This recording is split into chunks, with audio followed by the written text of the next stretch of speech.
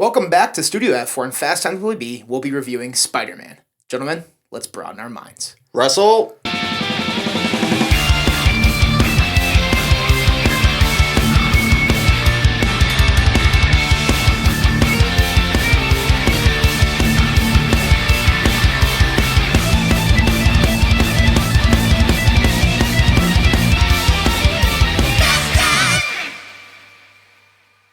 Welcome back to Fast Times Willy B. I'm Willy B. I got Drew back. Drew, how we doing?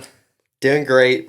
Super excited for finally doing a good movie. Finally a movie I love. Yes. So it's a great day to be at Studio F. So we're going to celebrate the 100th year of Sony by going to all the movies with them.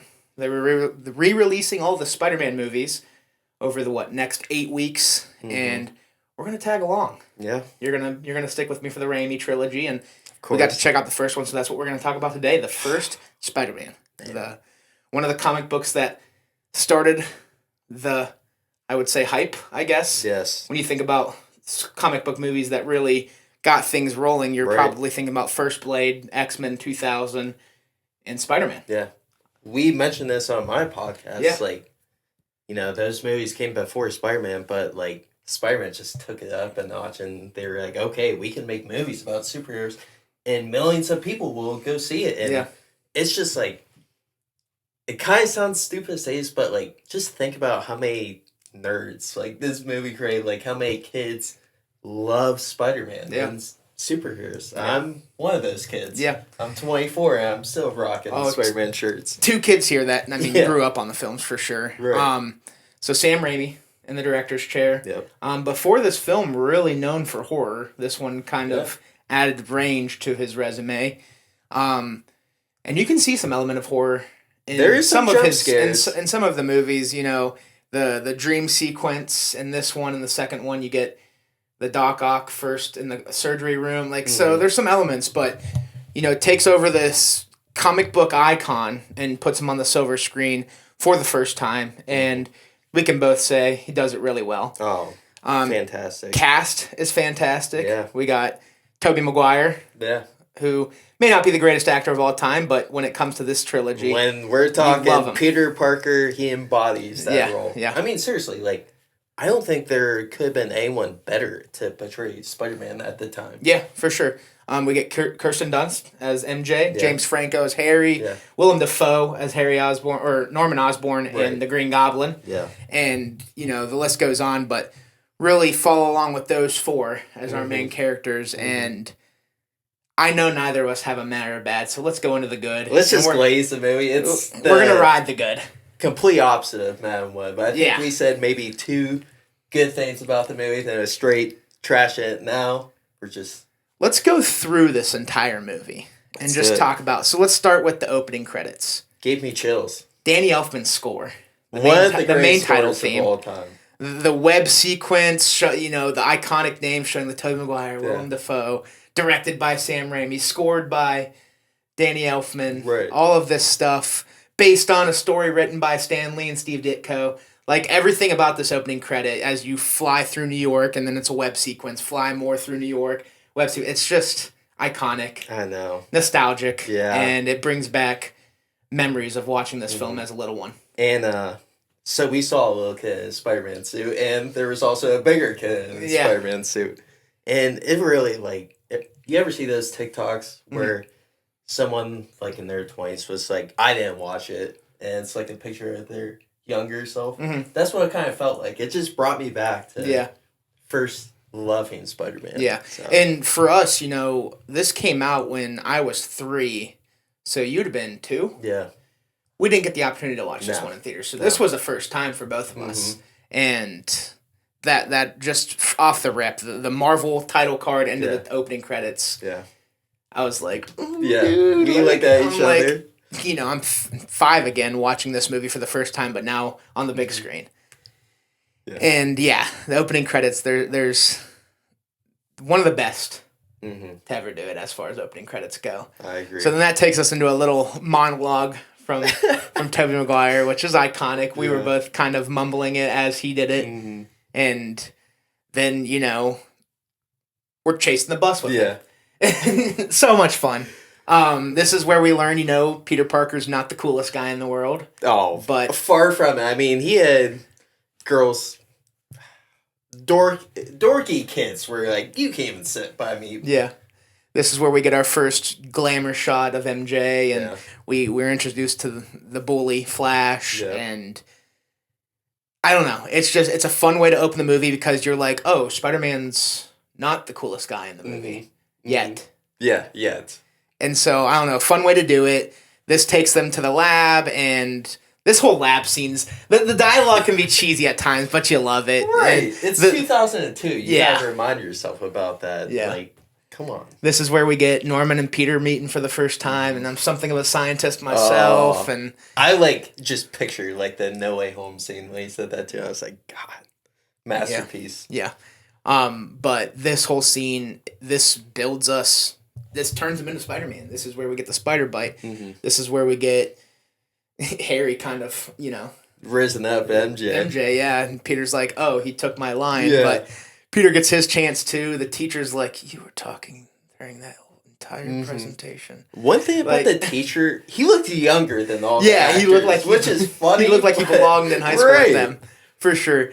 But no, it's just, again, this is a movie that I can almost quote the entire movie. Right. But in this scene, we get, the iconic blue and red spider coming down from the rafters, bites his hand. The missing spider. Yeah, the 15 spiders. There's only 14. Yeah. The lab must be testing on it. Yeah. But from here, this basically jumps us into that dream sequence. There's some things in between, but that dream sequence is where you see Raimi's horror background come into play. Yeah. With the skull flashing and the DNA and it turning into a spider. And it, for a kid, it would be kind of scary. I remember that being one of the scenes that was like, whoa, what's going on? That and the Green Goblin, though. Yes. Two were, scared me. So I have a funny story. Yeah. So I was, probably, 3 or 4. And my parents took me to a Spider-Man play. Yeah. And Green Goblin came out. Dude, I was terrified. Really? I had to get out of the play because I was so scared of Green Goblin. That's funny. Love Spider-Man, but let's get back to the No, that's awesome, dude. I had to say that. Yeah, for sure.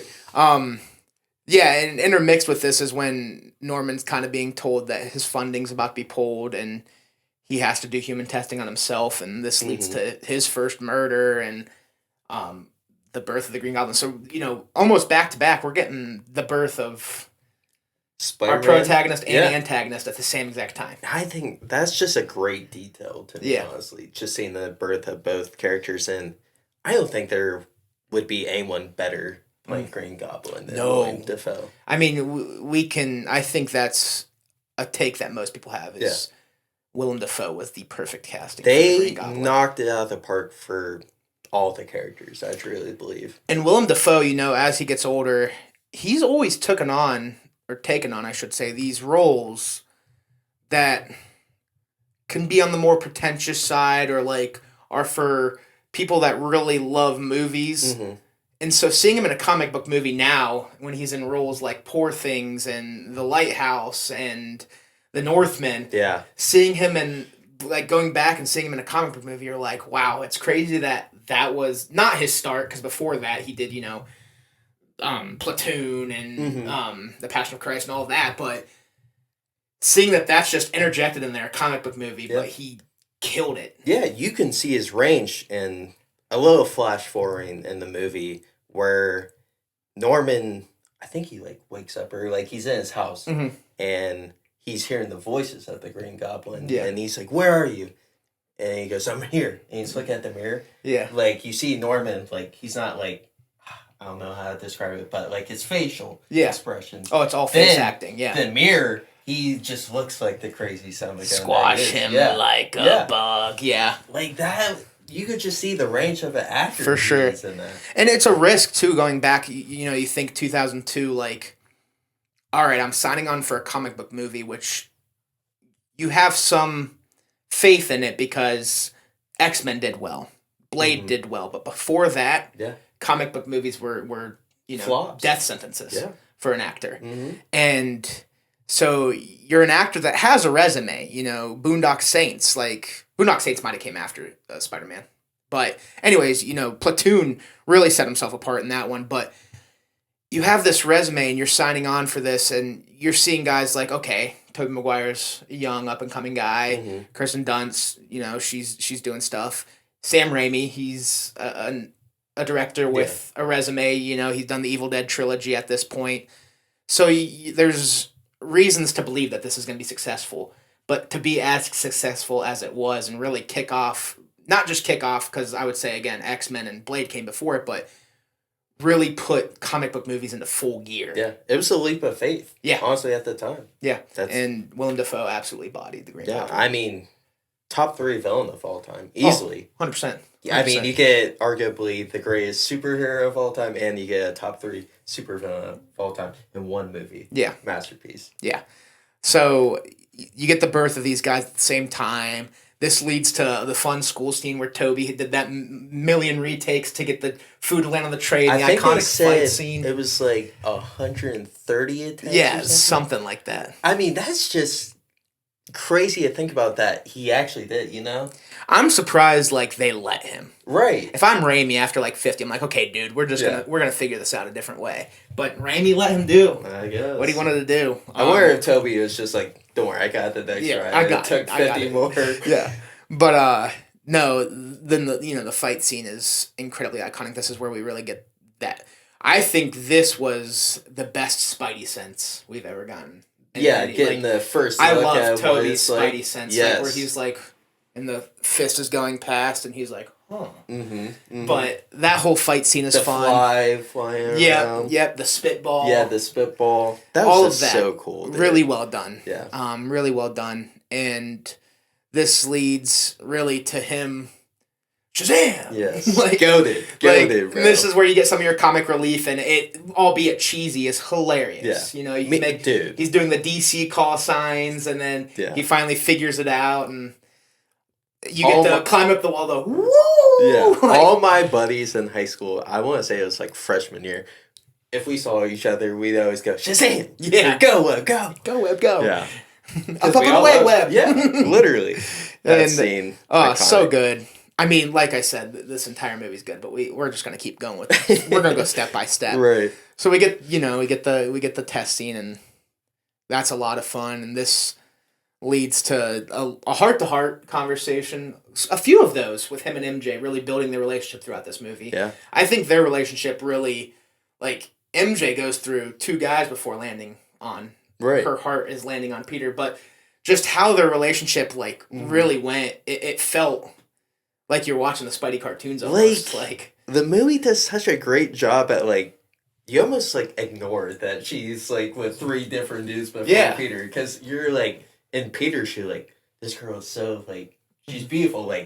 He's told Aunt May when he's 6, is that girl an angel? You honestly feel that. Yeah. 100%. You can just feel I don't care who she dating, I'm obsessed with her. That's literally... And the awkward conversations. And so here, this is where he discovers Flash's new car, and this leads to one of my favorite scenes. Oh, dude. This leads to him finding out that $3,000 for 3 minutes in the ring with Bonesaw. Yeah. Macho Man Randy Savage playing Bonesaw. Mm-hmm. And I told you a cool story that my dad's friend, who was a professional wrestler, he hung out with Randy Savage. And I just think that's so cool. That's so sick because I didn't know that at the time. Then my dad a couple years ago told me. I was like, what? He did? Yeah. He's in Spider-Man. Not that he was this world famous wrestler. He's in Spider-Man. Yeah. No, literally. That's what I was like. This is a very quotable movie. But this scene right here, just what are you doing up there? Staying away from you. Yeah. He's like, I've got you for 3 minutes of playtime. Yeah. Did your husband pick that out for you? Yeah. So good. And that whole scene is fun. And then that's where we get the name. Even when he goes, in the Amazing Spider-Man. Yeah. Bruce Campbell, man. Gotta be in a Sam Raimi movie. Love that. But yeah, for sure. What's your name, kid? The Human Spider. That sucks. Yeah, so good. So we get the name here, and we get an awesome fight sequence, and this is where it leads us into our first heartbreak, too. And, something that always comes with Spidey movies is fun. but there's always heartbreak as well. Yeah. Spidey does not get a break. No. In any even of his in the movies. comics, too. Like, that's the thing that the villains always go after the people he loves. Yeah. That's the thing that I feel like people love Spider-Man. Like, he goes through so much. Like, he's not the coolest kid in school. He's the friend zone type of guy. Yeah. He doesn't get the girls. He's not rich. I mean, just losing his uncle after his uncle took him to the library and he was just telling him, like, hey, you got to be careful. And he kind of just blew him off to the side. With great power comes great responsibility. We get that as well. Yeah, then next thing he knows, his uncle's dead. And he let the killer go. Yeah, exactly. And that's just, like, the kind of guilt that Spider-Man always has to deal with. Like, yes, I can do this and save all these people, but I'll have that guilt that they're always going to... The people I love will be the ones that come always after. Will be in danger. Yeah. Yeah. And so this was, like, the first real tear-jerker scene when Uncle Ben gets shot and killed, and it leads us to our first really New York City chase. Because I love that scene. He's still in his, pullover sweater, like cheaply made. His Brennan fit. Yeah. And this is our first chase. You see he's struggling a little bit with the web, so he tries to stick to the ground level, staying on top of cars, doing flips on the cars.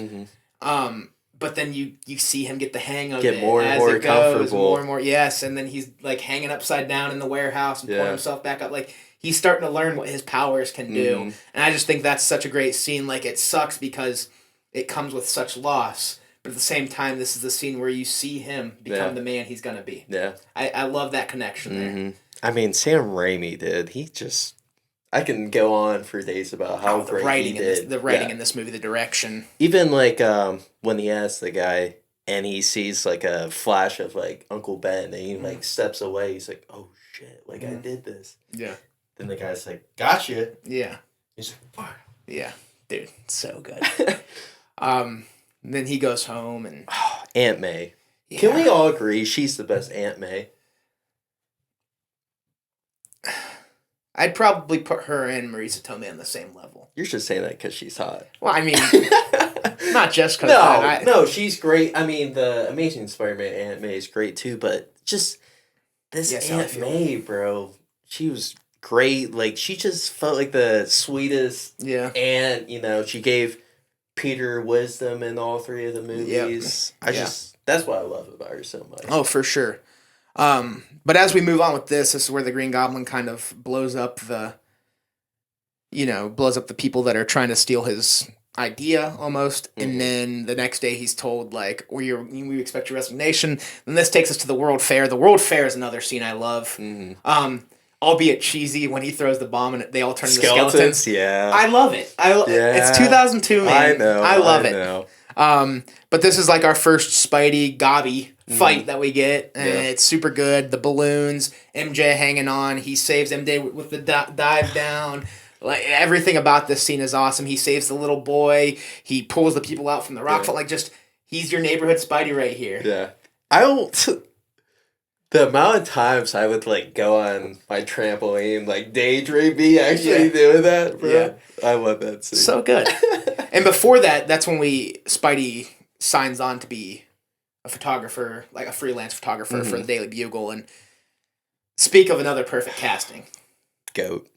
J.K. Simmons is J. Jonah Jameson. It's right up there with one of the best castings of all time. And I know it's crazy to say that about a comic book movie. But he is. He is J. Jonah Jameson. There's a reason why he's... And No Way Tom Home. Holland. Yeah, there's a reason he's back. Because he is that good. Yeah. And what a real one, too, by the way. 100%. Going a little bit forward in the movie when Peter just leaves his office, and that's when Green Goblin asks him, who's a photographer? Yeah. He'll bring me a Spider-Man. He's like, I don't know. He mails the stuff. Mail. Yeah. That's awesome. Yeah. Yeah. And that's when Peter comes down. He's like, I knew you two were together. And he's like, shoots him in the mouth. Let mom and dad talk for a minute. Sleep. Yes, bro. It's like, some people will watch this and be like, this is cheesy, but everything about it, dude, I love. I know. There's nothing about this movie I don't love. I was like smiling the whole time watching the movie yesterday. And I feel like, anybody that watches this review, they're going to be like, oh my God, these guys love this movie. I have to go see it. And it might not have the same impact if it's your first watch at 25 years old. No, definitely not. I say this about Star Wars, too. If you didn't grow up with Star Wars as a kid, you're probably not going to like it. Like, you're going to think it's stupid. But Not saying that Spider-Man was stupid. I think No, a lot of people can still love this movie without seeing it as a kid. But they won't be like, it's a 10 out of 10. Like, yeah, the dialogue will probably seem a little more cheesy to them, but right. This is... Go ahead. I was going to say, because we watched Halloween, the first Halloween, like 2 years ago or something like that. Yeah, not last October, but the year before. Yeah, you were like, oh, this is a 10 out of 10. I was like, maybe like a 7. Because it was my first time watching it, and you grew up on it, so... Yeah, that's fair. Yeah. Yeah, kind of in the same boat, but this, after, the sleep, this is where we get Green Goblin almost makes a deal with Spider-Man, like, let me know what you think, and this is when really, like, we're getting balls to the wall, like, it's about to be showtime here. We get so much fun, and this basically culminates into a longer third act, but our third act, you get... Peter finds MJ walking on the street, and this is where we get the upside down kiss that all of us have always wanted to reenact in our life. Am I wrong? Haven't you ever wanted to hang down from a building? I have. Many of times. And in the rain, albeit, but this is where, Peter gets discovered by the Green Goblin, and he goes after Aunt May, and... Finish it! Yeah, and just from here, like, it's just a wild ride of action, and... balls to walls, and seeing this third act in theaters made it even better. Dude, I totally agree. When we get past Aunt May, Aunt May's in the hospital. Toby or Peter Parker is spitting game with MJ and all of that. But once we get all past that, and he calls MJ and can the Spider-Man come out to play? And he has to pick MJ versus the kids, and that whole scene. One of my favorite scenes of all time, where it's his lens. One side's MJ, and the other side's what a shot! Kids. One of the great shots of all time, in my opinion. 100%. And when you're speaking in comic book terms, it might be 2002. It might be the best comic book shot of all time for sure. Oh, I couldn't think of another one. And he ends up saving both. Green Goblin gets pissed. New York has his back. That's a cool thing about Raimi's movies. He always involved the New Yorkers. Yes. When you think of the Spider-Man 2, the train scene where everybody was stepping in front of Doc Ock, like, you gotta go through me. Yeah. See, the other cool thing about that, too, is, like, you have a little bit of tension there for a minute where people weren't a big fan of Spider-Man because of the Daily Bugle. Yeah. And so then here they see him save the kids and the girl, and they're like, Spidey's the dude. Yeah. Like, and if you're going to mess with them, you got to mess with them. They're throwing bottles and wrenches and, all this stuff at him. And it allows the boat to get underneath and save the kids and MJ. And it's a cool way to do that. Right. A really cool way to do that. Because at the end of the day, like, obviously it's not a realistic movie. I don't want to say that it could never happen. Then I'm hoping I'm the guy that gets you and me. But that added a little bit of a realism factor. I feel like if we had superheroes in the real world and Spider-Man was, your friendly neighborhood Spider-Man in New York, the New Yorkers would be like that. Yeah. If, like, Spider-Man needs your help, they're coming out and they're throwing everything out of their trunk. Right. Like this guy. Right. So it was cool because that's just how New York is. That's how New York rolls. New York. Yeah, that was awesome. And that takes us into this, like, abandoned upper warehouse, and it's the iconic. The mask is ripped. I love the ripped mask. The grenade thrown. Yeah, and it's the spit and the blood and just Green Goblin. Yeah. For a kid's movie. No, not a kid's movie. Spider-Man PG? It has to be, right? It might be PG-13. But, like, there's a lot of young Uncle kids Ben's his ass 3 times within 5 minutes, so I don't know if it's PG. That's true. I think it might be PG-13. Yeah. But... forgot about that. Too. But no, like, this scene... Because Green Goblin's kicking his ass, dude. Like, Green Goblin is. And then he talks shit about MJ. Mm-hmm. And it goes back to it. It goes back to that we were talking Peter's about. Eyes. The arc of that relationship, the arc of Peter's character, and him becoming the man he's going to be. There's one person he truly loves above the rest. Yeah. And that's her.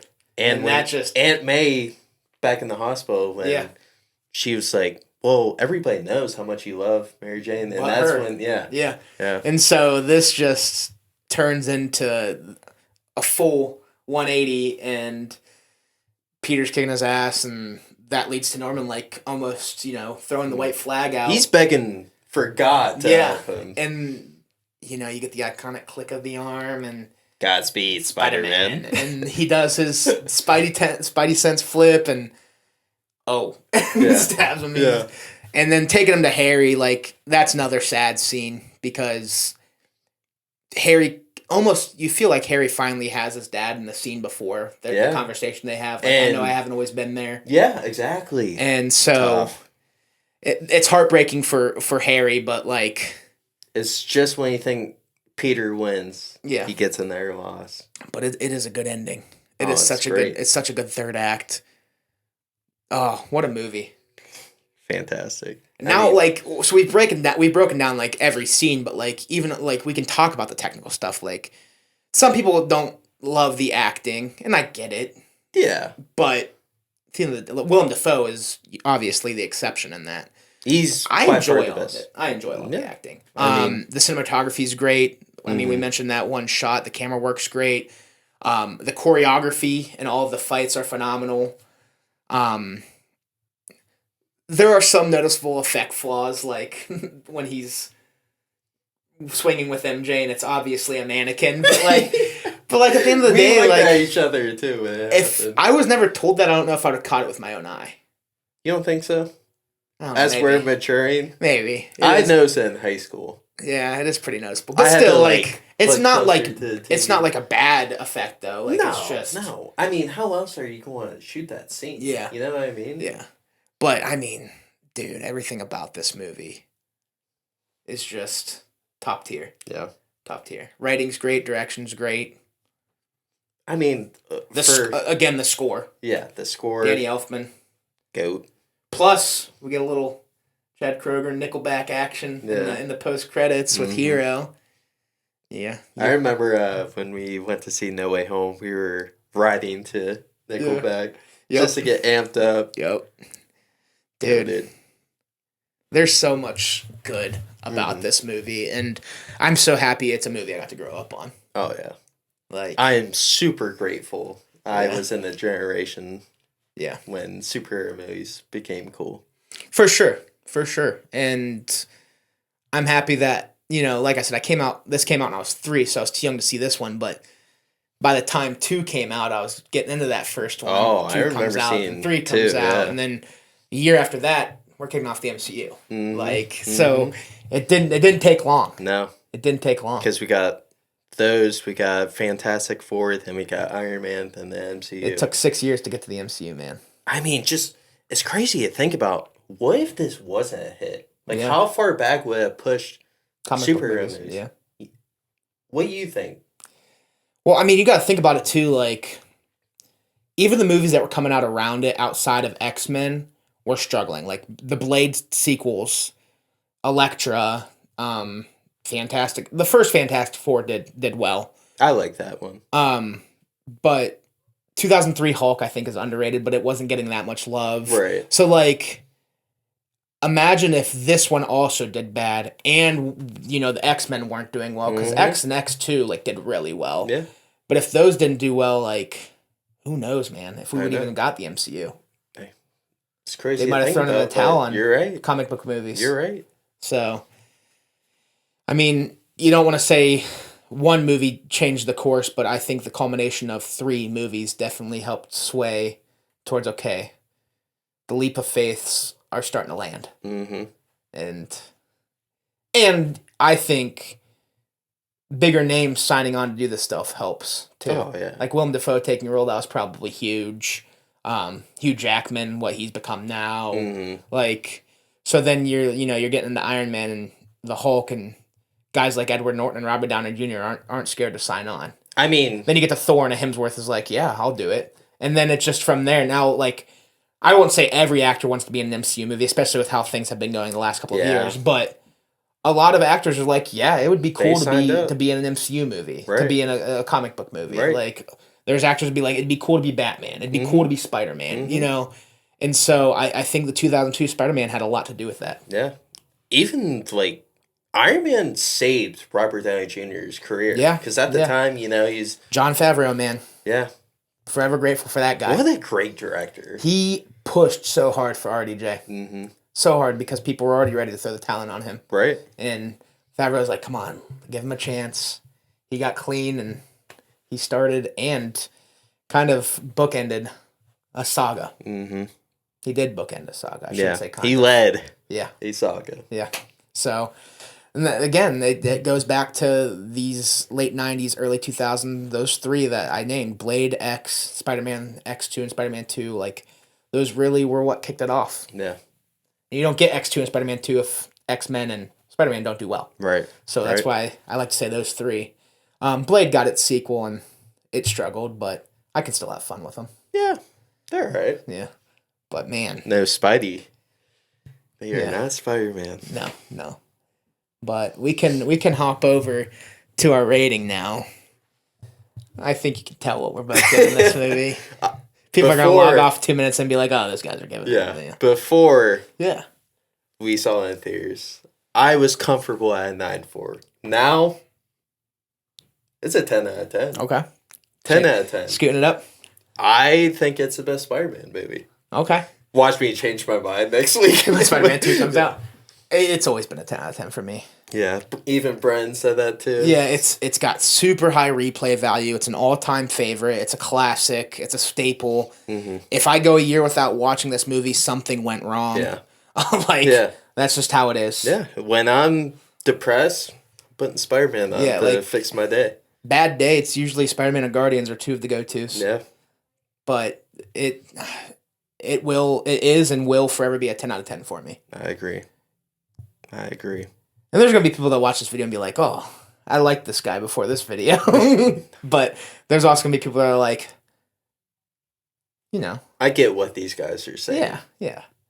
I don't know. You just got to be you, bro. Yeah, I review movies, and I don't review them like normal critics, I don't think, but got to set yourself apart. So. Yeah, you're one of one. So. You're Willy B. So, 10 out of 10. 10 out of 10. Spider-Man, Sam Raimi, 2002. Goated. Goat tier.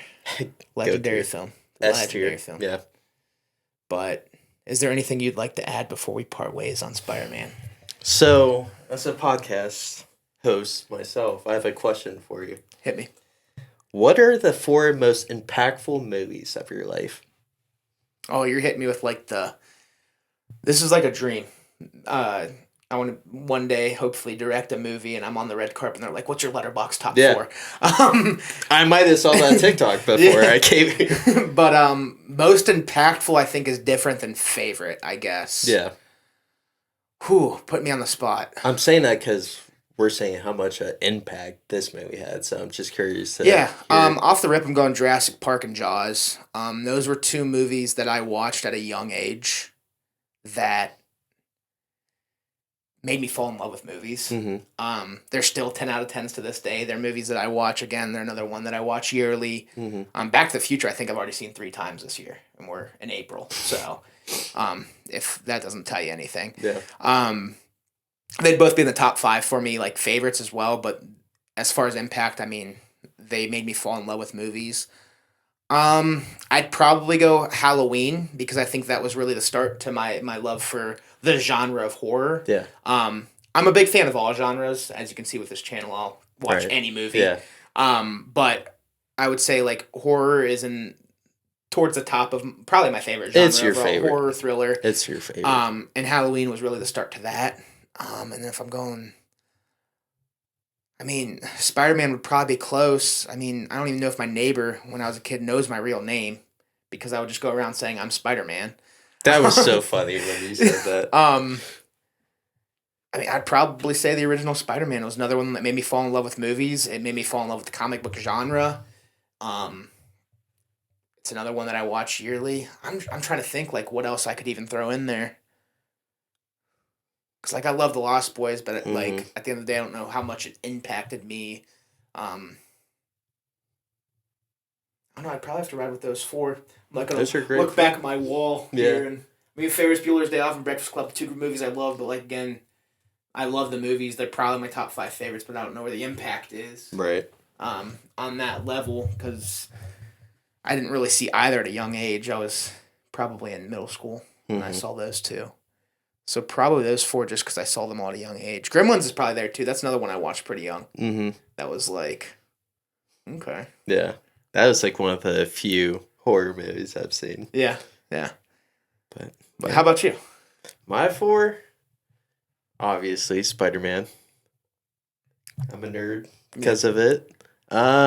Star Wars. Gotta throw Star Wars in there. See, I was late to the game of Star Wars, but I do like them. So I know. I'm one of the rare occasions where you can watch them late and still enjoy them. Right. So I'm going Star Wars, dude.